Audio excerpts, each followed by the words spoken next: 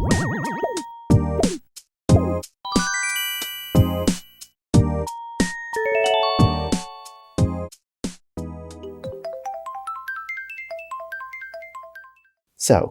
I like Equestria Girls. I never really intended a simple human AU spin-off of a pony show meant to sell dolls would become such a hyperfixation in my life, let alone all these years later. So, if you don't know, Equestria Girls spawned off from the My Little Pony Friendship is Magic show at the time, which started its new generation, that being Generation 4 in 2010. Generations are sort of like reboots with the series, so each one comes with a new set of rules and lore, and sometimes characters, although they could also just be older versions in a different font. With that out of the way, the premise of Equestria Girls was simple.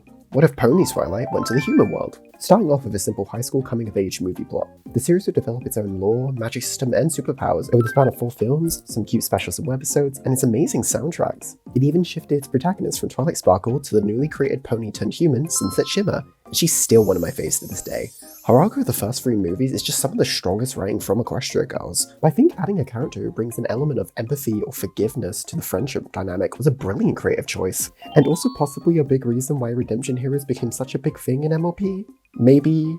Who knows? My earliest memory of the series was at 13 when the first movie had its initial TV airing on the Hub network. My friend had managed to find a link to this dodgy YouTube stream of the whole thing, and while sitting watching this just over an hour pony human movie, with a bunch of strangers in like the YouTube chat filling it with unfunny memes or references, while I was also sporadically messaging my friend on Skype as we got hyped over 2-second cameos on screen, I realized 2 things. 1, American TV has way too many ads, and 2, these designs were ugly. Now, I don't mean to be that negative, as I think the art style and the main 6 designs are extremely iconic and recognizable to this day. It's still like a sleeper agent in me when I see certain color combos as silhouettes. But just because they're iconic, does that mean they're good? No.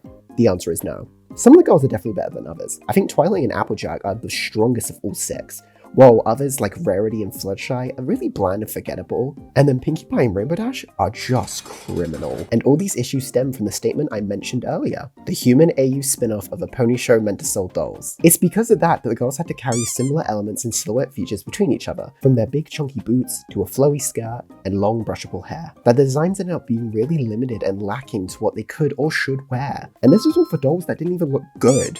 Like, seriously, you do all of this to give us cheap dolls with poor fabric, poly hair, and unrecognizable face screenings? Rest in peace, those prototype Equestria Girls dolls. We're still thinking about you. So, for the 10th anniversary,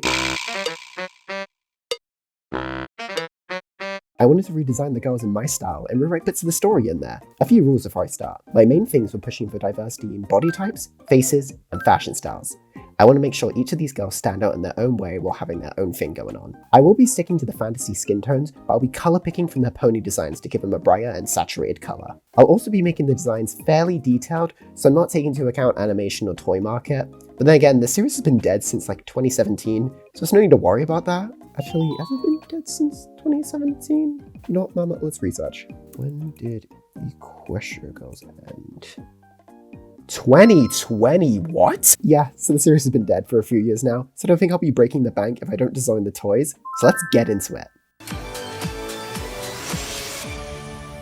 So in my rewrite, I'm not going to change too much, as I like the general structure and beats of the movie, so I'd rather change chunks and little bits that build up. Kind of like mixing the vibes of Legally Blonde and Bratz. So starting off, I think the girls would be attending Canterlot University, aging them up to about 18 and over, to better match their pony counterparts' responsibilities and job levels, which really help connect the 2 worlds as parallels that have been going on at the same time. The beginning would stay the same before Twilight's coronation and Sunset stealing her tiara, leading Twilight to follow Sunset straight through the mirror, sealing her off as the gate closes, leaving her friends stuck in the pony world and Twilight trapped in the human world. As Twilight realizes she can't go back and is stuck here till the next full moon, she chooses to get that crown back before Sunset can enact her plan. Twilight was already my favorite design in the original main 6, so with her, I didn't want to change too much from the cute academia style she already had. I mainly wanted to incorporate more browns, glasses like her human counterpart, and to make her preppier. I also did end up making her a little shorter. For a degree, I think she'd be studying friendship and sociology, with a minor in astronomy, tying into her pony academic stuff, and also the fact that she just made that up when she got here. The movie really pushed for a romance plot with Twilight, but I never really saw her as much of a romantic. but I do think she'd really enjoy going to the movies with Rarity to watch romances together, and then they discuss after whether it did the books justice if there is source material. I think she'd also really dislike the libraries in the human world due to the rental limit, as having lived in a library, she's not really used to being told that there's a max 5-book limit, and here's the final result. I think she's super cute, and I also included an extra sketch of her trying to work a phone. Twilight infiltrates the campus, learning Sunset Shimmer's the valedictorian, best of her grades, best in sports, best socially, and everyone looks up to her, both amazement and fear. She's even the one who personally paid for the full formal tiara, which will go to anyone who wins Princess. Twilight will run into her friends, slowly realizing that they're not going to recognize her and these are whole different people, choosing in to listen to their problems and help them, slowly gaining each one of their trust, with the idea that she can make a group to confront Sunset Shimmer with. With Applejack, I really wanted to play up the ranch style, making her taller, broader, and using more red than green, as well as giving her bell bottoms. I think her style was the most boring in Equestria Girls, as it really leaned on generic country mixed with Taylor Swift aesthetic, and I wish she got more. Applejack is the first of her family to go to uni, with Big Mac choosing to pass and Apple Bloom still in high school, so she's studying agriculture with a minor in business studies to help learn new ways to improve both the farm and the family business. One of her hobbies would be gardening with Fluttershy at the community centre, where she's learned the importance of some animals in the ecosystem and who can help farmlands. However, she really dislikes losing track of time, as I think she gets easily caught up in conversation and stories, so she's always running late somewhere. I'm really happy with her final result, and I made an extra sketch, her with Apple Bloom.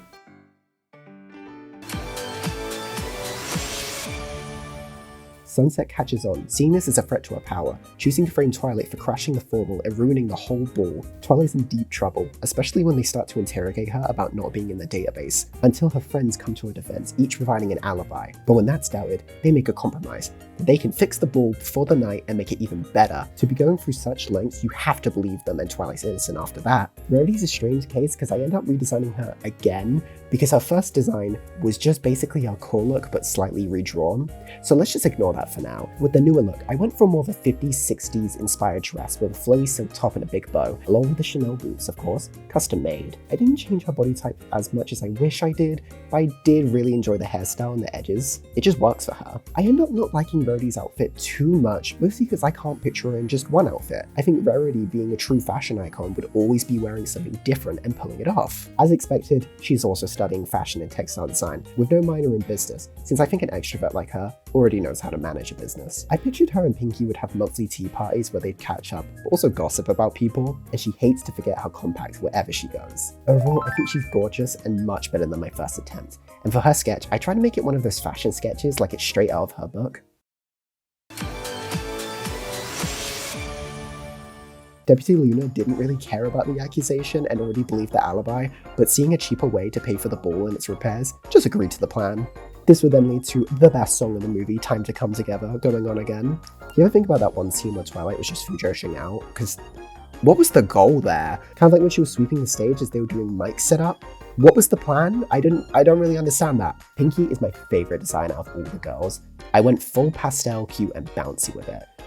I couldn't really decide if I wanted her to be cute core or kid core, but then I just realized I can do both and she just changes on the daily. I also ended up making her shorter and curvier. Pinkie is studying a degree. No one really knows what degree though.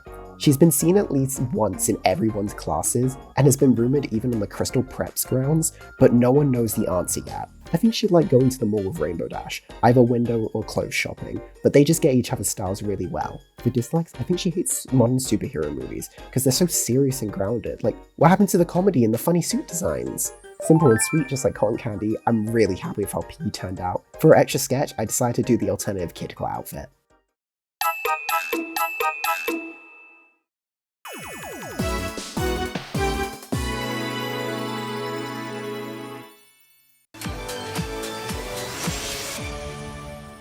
Throughout the montage, Twilight finally comes into herself and believing in her leadership skills, taking more confidence in talking to people and helping unite the groups in the school more. The night of the ball finally comes along. With Twilight and Sunset being the only contestants, they stand on the stage. Tensions run high as Celestia pulls out the letter revealing who won, and it was Twilight! However, before she can be crowned, Sunset steals the tiara, crowning herself and immediately corrupting herself for the power and attention she seeks. For Rainbow Dash, I had a completely different idea going in and ended up with a whole different result. Initially, I wanted to carry more of that sporty athleisure wear style she has, but ended up making her more of a cool skater girl. I tried to make her fairly slim and fit, but she likes to wear baggy clothes. Studying track and field on scholarship, Rainbow still aims to be the fastest, while also studying a minor in creative writing. She wants to keep her options open and explore that artsy side of her. That still doesn't hold her back from taking part in most sports club. Even though she doesn't really have the time and keeps dropping them, she enjoys playing video games with Sunset, mainly duos in Fortnite or Overwatch, but she hates getting caught on a losing streak and has to end a night on a win, with her highest losing streak being 10. I really love how she turned out.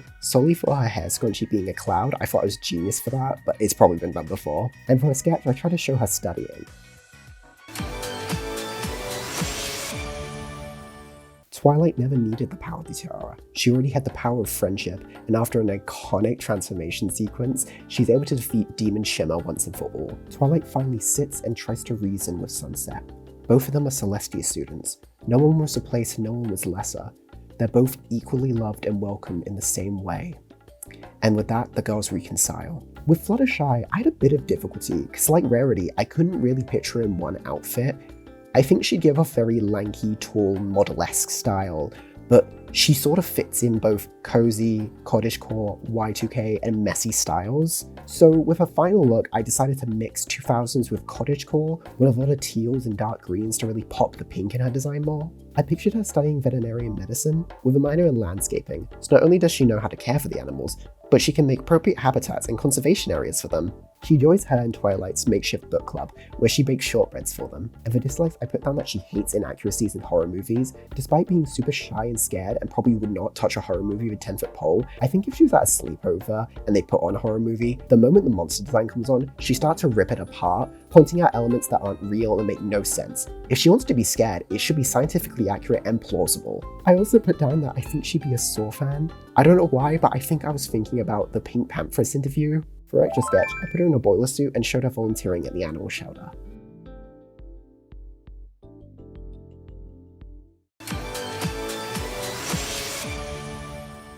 Twilight offers Sunset a chance to see Celestia again, to come back to the pony world. But Sunset chooses to say she wants to fix everything she's caused, and only then can she face Celestia again when she's grown. And with that, Twilight wishes everyone a farewell and goes back to her home for a coronation. Sunset's the one I really like the idea of, but I definitely gotta go back to one day. I wanted to blend this kind of Y2K punk with a bit of academia to give her a unique style while also contrasting her against Twilight, and I chose to use the blues that appear in her redeemed outfit past Rainbow Rocks, since I thought it'd bounce off the yellows and orange more, but I do think I could have probably used a bit more maroon and burgundy in there. After the events of the first film, I think Sunset would swap majors to sociology to try and hear and help people just like how Twilight did for her. She's a bit busy now, volunteering all over the place to help people, so she likes the quiet moments in the cafeteria in the morning where her and AJ listen and share music with each other. Also, because she's so busy, I think she'd hate early mornings because she's always having them. Overall, I'm really happy with her final result, and it made her sketch her previous bad girl design. And that's the last of the main six. Although it does feel a little unfair saying main six. I mean, Twilight leaves the series past Rainbow Rocks onwards. If only there was a similar pony who could take her place.